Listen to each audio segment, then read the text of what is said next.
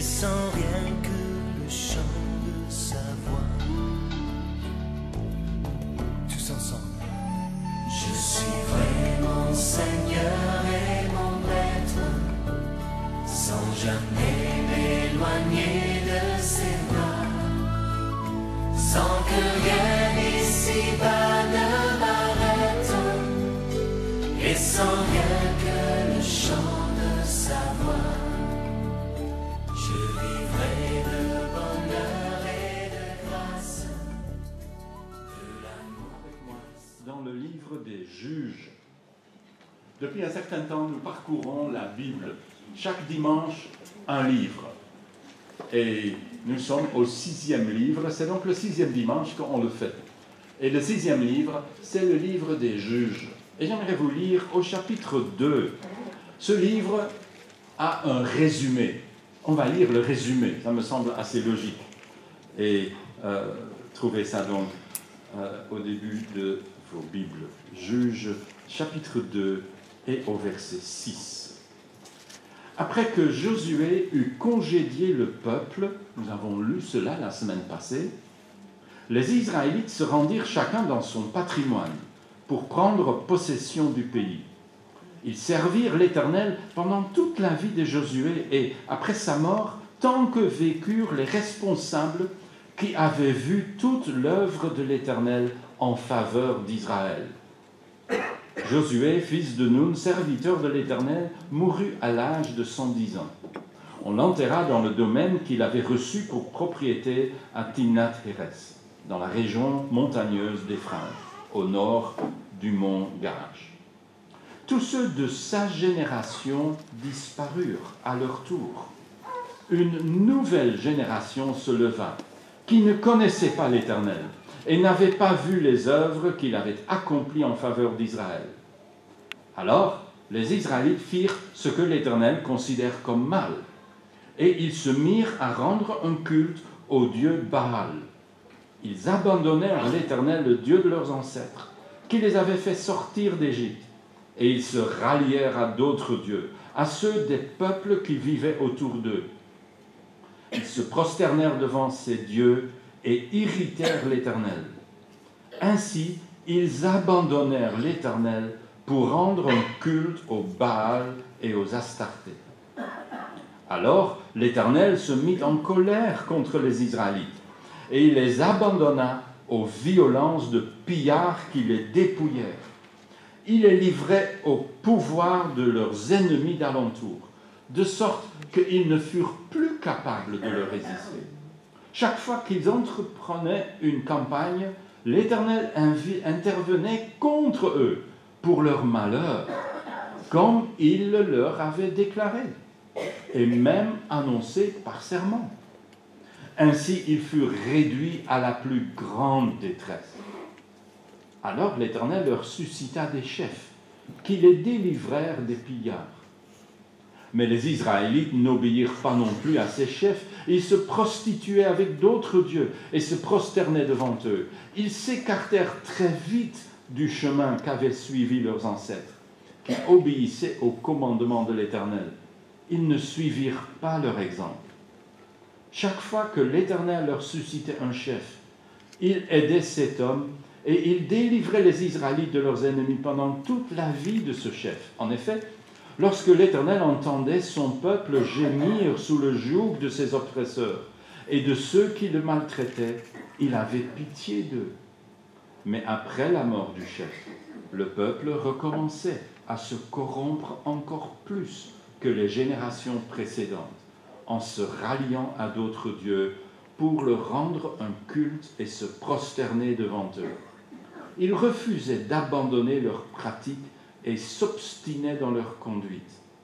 L'Éternel se mit donc en colère contre Israël et déclara « Puisque ce peuple a violé l'alliance que j'avais conclue avec leurs ancêtres et qu'ils ne m'écoutent pas, désormais je ne déposséderai plus devant eux une seule des nations qui subsistent dans le pays à la mort de Josué. Elles me serviront à éprouver les Israélites pour voir si oui ou non ils suivent la voie que je leur ai prescrite et m'obéissent comme l'ont fait leurs ancêtres. L'Éternel laissa donc subsister, sans se presser de les déposséder, ces nations qui n'avaient pas livré au pouvoir de Josué. Jusque-là. Seigneur, que ta parole puisse parler à notre cœur. Par ton esprit, Seigneur, que tu puisses rendre nos cœurs réceptifs à ta parole, pour que par elle, tu puisses nous transformer. Au nom de Jésus. Amen. Il n'y a guère de meilleur résumé que ce qu'on vient de lire. C'est ça le livre des juges.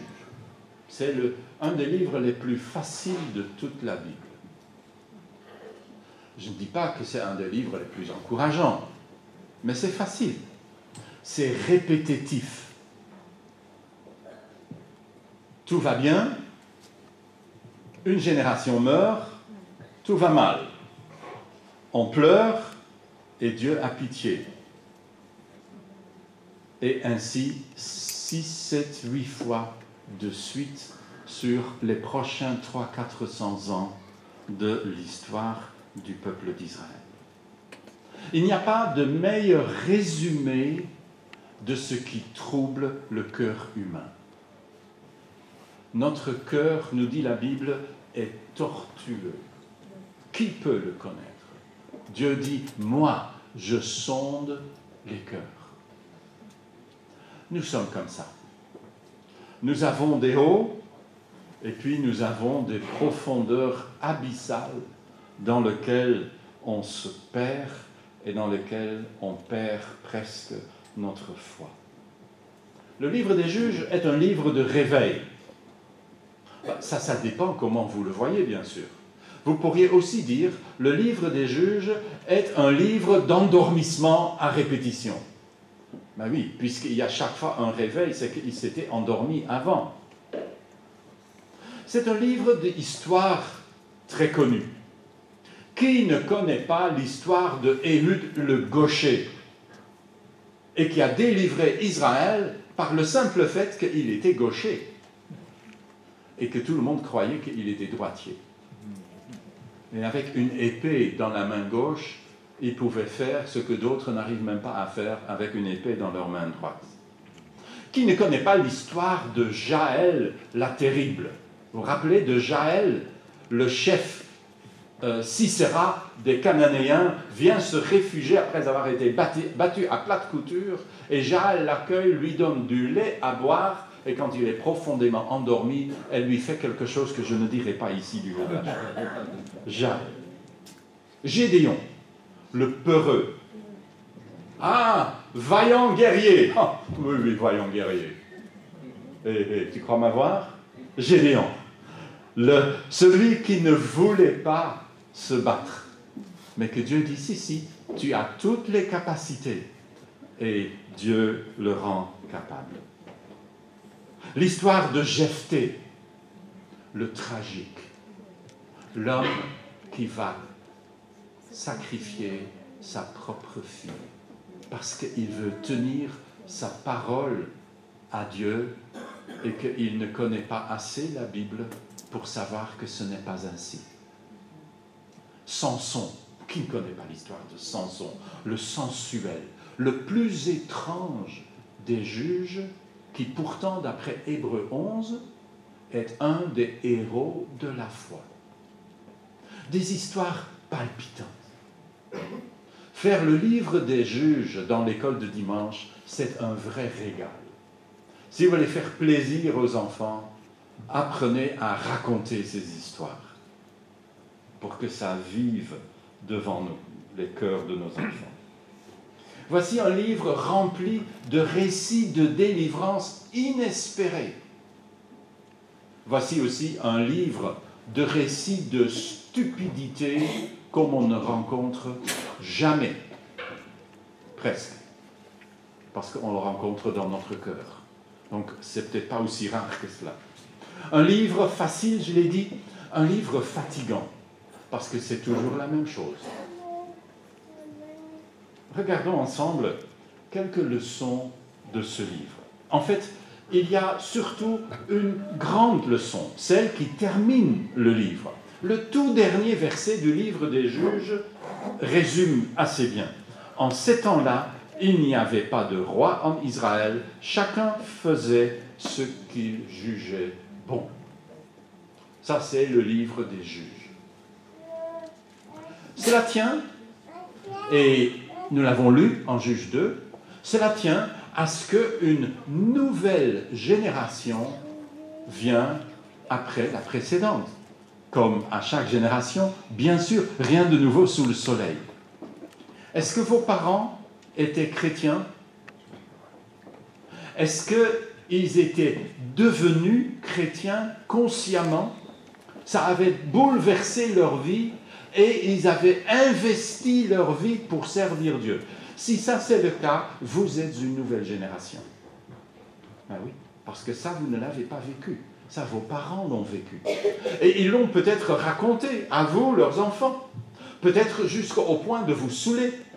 Que vous dites, mais oui, maman, t'as déjà raconté ça. Mais oui, papa, on a déjà entendu.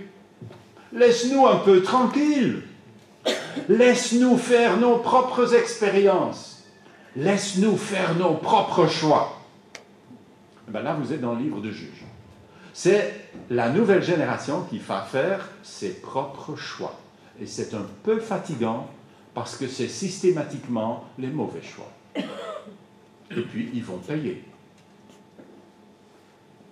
Regardons ensemble quelques extraits.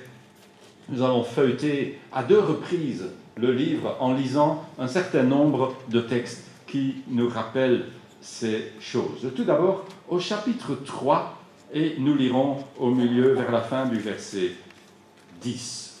L'Éternel donna à l'ennemi d'Israël la victoire sur lui.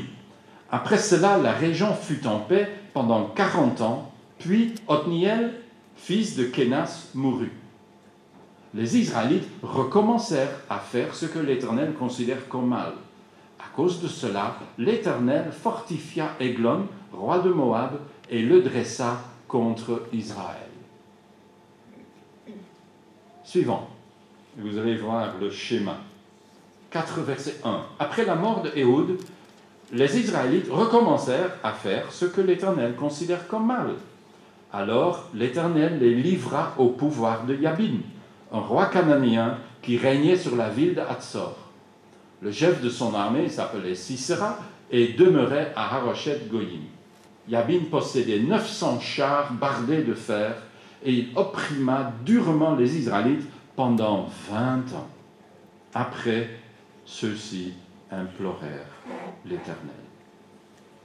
6. On entame l'histoire de Gédéon. Les Israélites firent de nouveau ce que l'Éternel considère comme mal, de sorte que l'Éternel les livra au pouvoir des Madianites pendant 7 ans. Puis, on va encore un peu plus loin, chapitre 8, et au verset 33, encore une génération plus loin, et nous lisons en 8, 33. Après la mort de Gédéon, les Israélites recommencèrent à se prostituer au Baal et adoptèrent Baal-Bérith comme Dieu. Ils oublièrent l'Éternel leur Dieu qui les avait délivrés de tous les ennemis qui les entouraient. Puis, encore une génération plus tard, au chapitre 10, c'est le début de l'histoire de Jephthé, et nous lisons au verset 6, les Israélites recommencent. Ça commence à être un peu fatigant, non? Les Israélites recommencèrent à faire ce que l'Éternel considère comme mal. Ils rendirent un culte aux Baal et aux Astartés, aux dieux de la Syrie, de Sidon, de Moab et ceux des Ammonites et des Philistins. Ils abandonnèrent l'Éternel, ne lui rendirent plus de culte. Alors l'Éternel se mit en colère contre les Israélites et il les livrait au pouvoir des Philistins et des Ammonites. Vous avez commencé à comprendre le livre des Juges. Un dernier, 13:1, le début de l'histoire de Samson. Les Israélites recommencèrent à faire ce que l'Éternel considère comme mal, et l'Éternel les livra au pouvoir des Philistins pendant 40 ans. Vous avez compris? Ça, c'est le livre des Juges. Ça, c'est le refrain sans fin, lassant, parce que chaque fois à nouveau, quand une nouvelle génération se lève, ils oublient. Ils veulent vivre leur vie.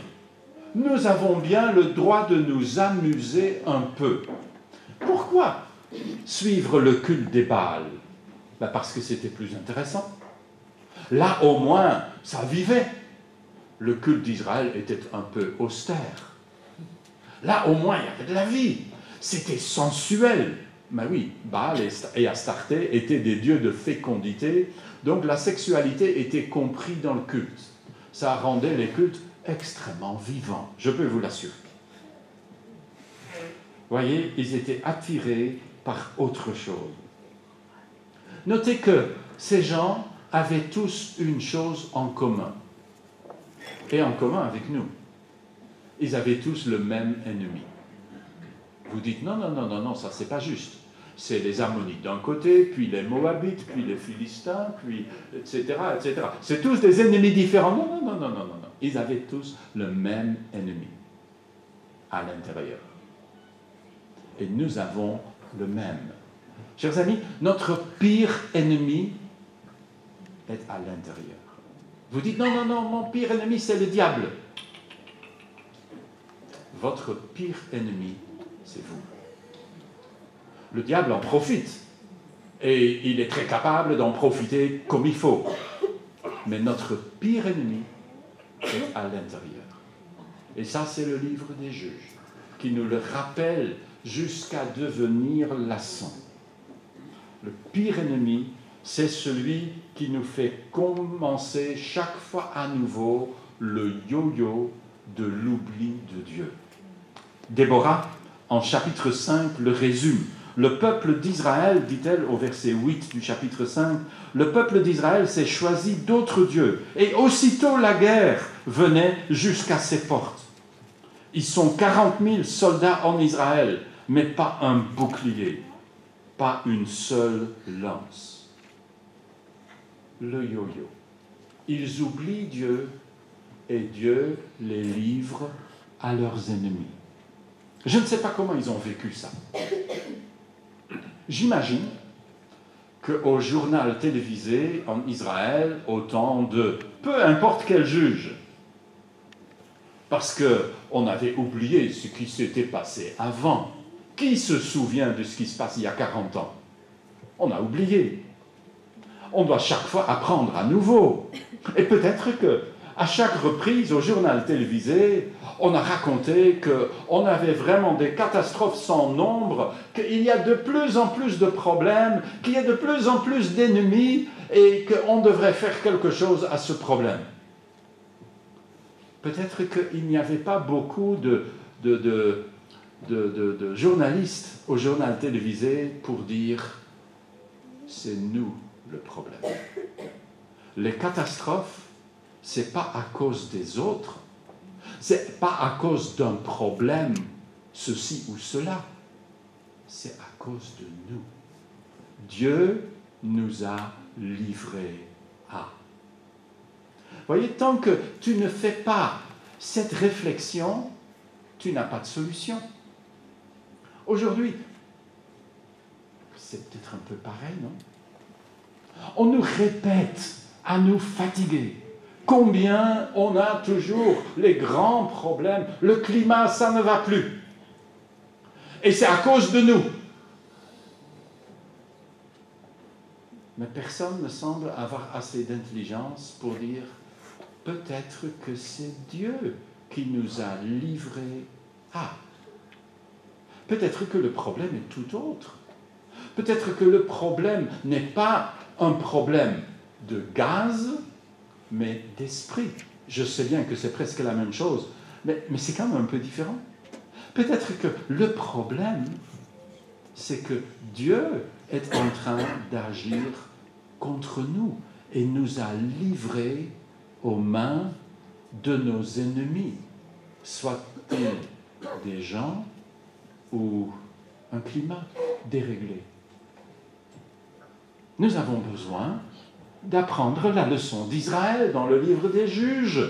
Quand ça va mal, la meilleure chose, le raccourci le plus sûr vers le salut, c'est de s'adresser à Dieu, c'est de crier à Dieu et c'est de se repentir. Chers amis, êtes-vous une nouvelle génération? Mais nous le sommes tous, bien sûr, à notre tour. Alors laissez-moi vous poser la question. Dans votre maison, dans votre foyer, dans votre famille, est-ce que Dieu a déjà suscité un juge? Est-ce que vous êtes ce juge, pas au sens du juge de notre monde moderne, mais au sens du livre des juges ici? Un chef que Dieu appelle pour sauver son peuple. Est-ce que vous êtes ce chef que Dieu appelle pour sauver votre foyer?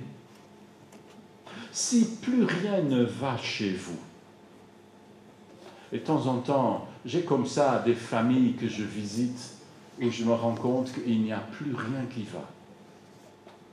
Y a-t-il un chef que Dieu appelle pour amener cette famille à la paix? Une nouvelle génération. Ça, c'est le livre des juges. Le problème de la nouvelle génération, c'est d'oublier toutes les leçons du passé. Deuxième chose que j'aimerais souligner, il y a toujours le même Dieu. Et ça aussi est important de discerner dans les pages de ce livre. Vous savez, nous sommes des gens un peu étranges. Nous apprenons des choses sans les apprendre. Nous savons des choses, mais qui ne touchent jamais notre conscience. Nous disons parfois en vidéo, et on sait cela.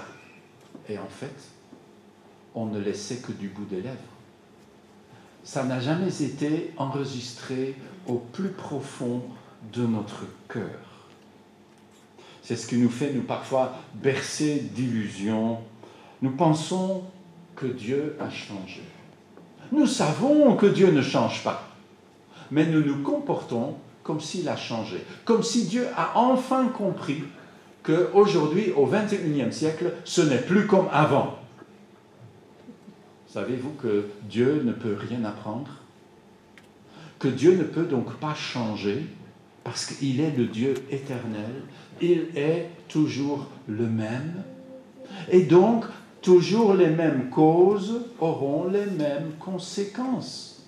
Si vous faites ce qui est mal à ses yeux, pas mal à vos yeux, à ses yeux, alors il y aura une réaction. Cette réaction, le livre des juges l'appelle la colère de Dieu. Ce n'est pas un sujet très engageant, mais enfin, il est quand même répété un peu souvent dans le livre des juges, un peu trop souvent pour l'ignorer. Dieu n'a pas changé. Dieu est toujours le même. Nous savons cela, mais parfois, ça n'a pas percé dans notre conscience. Et malgré cela, nous continuons à faire ce qui déplaît à Dieu. Alors, nous avons ces yo-yo du livre des juges, comme ici au tout début, chapitre 3, verset 7. Ils firent ce que l'Éternel considère comme mal, oublièrent l'Éternel leur Dieu, rendirent un culte au Baal et au Ashéra. L'Éternel se mit en colère contre Israël et les livra au pouvoir d'eux. C'est le même Dieu.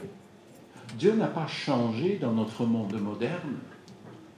Ce n'est pas parce que tout le monde se tourne contre lui, ne croit plus en Dieu, l'ignore et fait exactement le contraire de ce qu'il aime, qu'il reste impassible, assis sur son trône céleste. Dieu agit. Sa colère agit. Notre monde est sous la colère de Dieu. Et c'est ça ce que nous devons discerner derrière les drames que notre monde vit. Le même comportement attirera les mêmes conséquences parce que Dieu ne change pas. Il ne tolère pas qu'on se détourne de lui et qu'on croit qu'on puisse être heureux sans lui. Dieu ne peut pas tolérer cela. Ou, dans les paroles de l'Ancien Testament, il est un Dieu jaloux. Jaloux pour l'honneur de son nom. Il y a aussi une autre vérité que nous devons bien sûr souligner dans ce livre. Et nous allons encore faire juste 3 petits tours dans l'histoire du livre des Juges. Tout d'abord au chapitre 3 et au verset 14 maintenant. Pendant 18 ans, les Israélites furent assujettis à Églon, roi de Moab. Alors ils implorèrent l'Éternel, et celui-ci leur suscita un libérateur en la personne d'Éhoud, un homme qui était gaucher. Et puis, au chapitre 6, dans l'histoire de Gédéon, nous lirons encore une fois la même chose. On a vu que l'Éternel les a livrés à Madian. Nous lisons verset 6, ils furent réduits à une grande misère par les Madianites et ils implorèrent l'Éternel. Lorsque les Israélites implorèrent l'Éternel à cause des Madianites, il leur envoya un prophète qui leur dit « Voici ce que déclare l'Éternel, le Dieu d'Israël. C'est moi qui vous ai fait sortir d'Égypte, de ce pays où vous étiez réduits à l'esclavage. Je vous ai délivré des Égyptiens et de tous ceux qui vous opprimaient. Je les ai chassés devant vous et je vous ai donné leur pays. Je vous ai dit, je suis l'Éternel votre Dieu. Ne vénérez pas les dieux des Amoréens dont vous habitez le pays. Mais vous ne m'avez pas écouté. » L'ange de l'Éternel vint s'asseoir sous le chêne qui se trouvait à Ophra, dans la propriété de Joas, un homme de la famille d'Abiézer, Gédéon, un fils de Joas, etc. Voyez, la même chose, sauf que c'est un peu accentué. Ils sont livrés à leurs ennemis et la souffrance devient insupportable. Vous avez vu, ça pouvait parfois durer longtemps, 18 ans. C'est long, c'est très long. Puis enfin, ils se mettent à pleurer. Enfin, ils comprennent. Ils sont un peu lents à la détente. Enfin, ils ont pigé que c'est eux les ennemis. Et ils pleurent devant Dieu. Et Dieu leur envoie un prophète. Le prophète va dire, je vous l'avais bien prédit. Et puis ils repartent. Parfois, ce n'est pas très utile un prophète, nous dirions. Mais parfois, on a besoin de l'entendre. Et Dieu juge qu'on a besoin de l'entendre. Je vous ai dit. Et vous n'avez pas écouté. Mais ce n'est pas la dernière parole de Dieu. Parce qu'au verset suivant, l'ange de l'Éternel vint s'asseoir sous le chêne. Il va y avoir une délivrance. Et Dieu va appeler Gédéon. Et puis, dans l'histoire de Jephthé, une dernière leçon qui va dans le même sens. Chapitre 10 et au verset 9.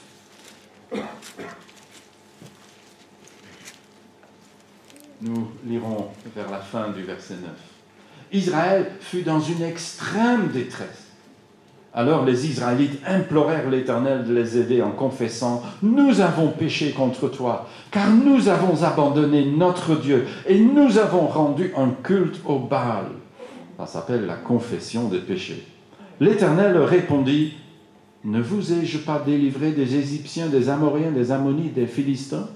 Et lorsque les Sidoniens, les Amélékites et les Maonites vous ont opprimés et que vous avez imploré mon aide, ne vous ai-je pas délivré? Mais vous m'avez abandonné et vous avez adoré d'autres dieux. C'est pourquoi je ne viendrai plus à votre secours. Allez implorer les dieux que vous vous êtes choisis. Qu'ils vous délivrent maintenant que vous êtes en détresse. » Mais les Israélites plaidèrent avec l'Éternel. « Nous avons péché. Traite-nous comme tu le trouveras bon, mais de grâce, délivre-nous encore cette fois. » Ils firent disparaître du milieu d'eux les dieux étrangers et rendirent de nouveau un culte à l'Éternel. Alors l'Éternel ne put pas supporter plus longtemps les souffrances d'Israël. Vous avez saisi autre chose qui ne change pas? La colère de Dieu ne change pas, mais sa miséricorde ne change pas non plus. Il ne put supporter plus longtemps de voir son peuple dans la misère. Et il va intervenir et appeler, dans ce cas précis, Jephthé. Dieu a compassion. Donc, c'est facile. Dès que tu souffres, pleure un bon coup, crie « pitié, pitié, pardon, pardon » et... Non, pas tout à fait. Laissez-moi vous rappeler, on ne va pas les relire, je les ai relus pour vous et je les mets ici en ligne. Au chapitre 3, l'oppression dure 8 ans.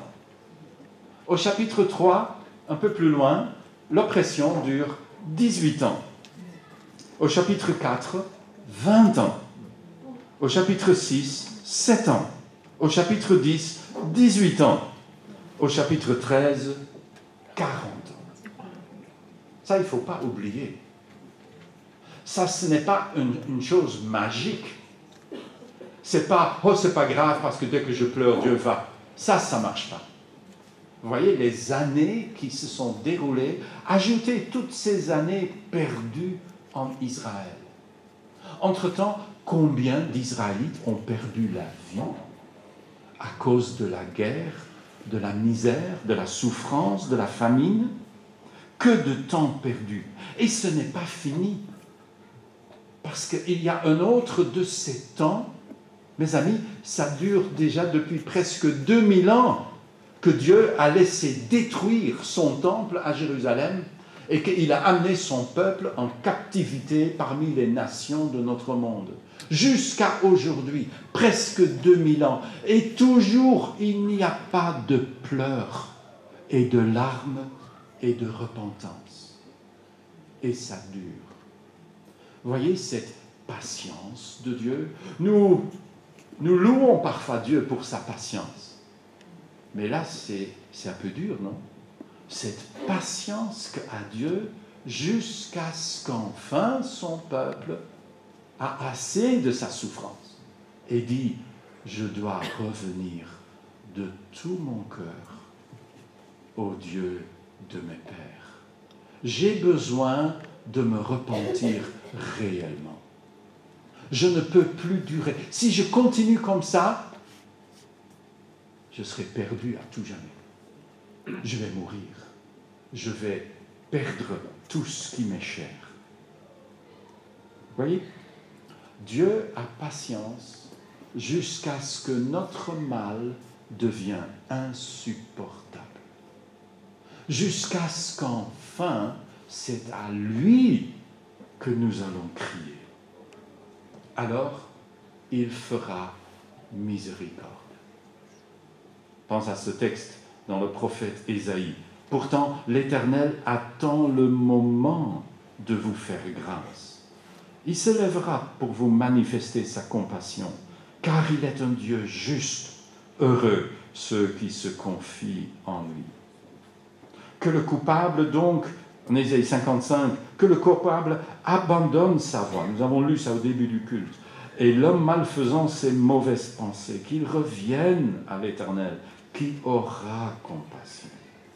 À notre Dieu qui lui accordera un pardon généreux.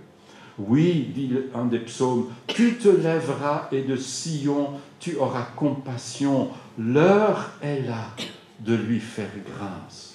Le moment est venu. Oui, le moment vient et Dieu fera grâce. Quel est notre pire ennemi? Notre pire ennemi n'est pas à l'extérieur. Notre pire ennemi est à l'intérieur. Vous avez remarqué qu'il faut si peu pour tout perdre? Il suffit d'être une nouvelle génération.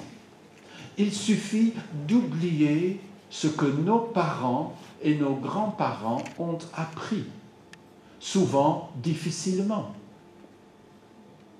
Il faut si peu pour devenir superficiel, pour tomber dans une religion facile tellement loin de ce que Dieu demande de nous. Nous aussi, nous avons nos Baals. Pas seulement le matérialisme et ces choses, mais les choses beaucoup plus sensuelles, les choses qui vont toucher notre cœur, nos tripes, qui vont nous faire danser de joie, lever nos mains et dire « là, c'est ce que nous voulons ». Et il y a de ces cultes aujourd'hui, j'en dirai un mot dimanche prochain. Comment est-ce que Dieu prouve qu'il n'a pas changé? En s'absentant. C'est terrible, non? Dieu se rend rare. Dieu devient absent. Lui, le Dieu vivant, s'absente. Vous voyez, en Israël, à 7, 8, 9 reprises, Dieu est mort dans le cœur de son peuple. Et son peuple s'est tourné ailleurs. Il n'est pas devenu sans religion, il est devenu beaucoup plus religieux. Mais ça ne plaisait pas à Dieu. Et Dieu a dit, tu veux Baal? Tu peux avoir Baal. Jusqu'à t'en dégoûter. Et Dieu se retire. Et Dieu est absent de son peuple. Et Dieu laisse son peuple faire ses leçons. La vie sans Dieu est une vie pénible. Mais il faut parfois un peu de temps pour qu'on s'en rende compte.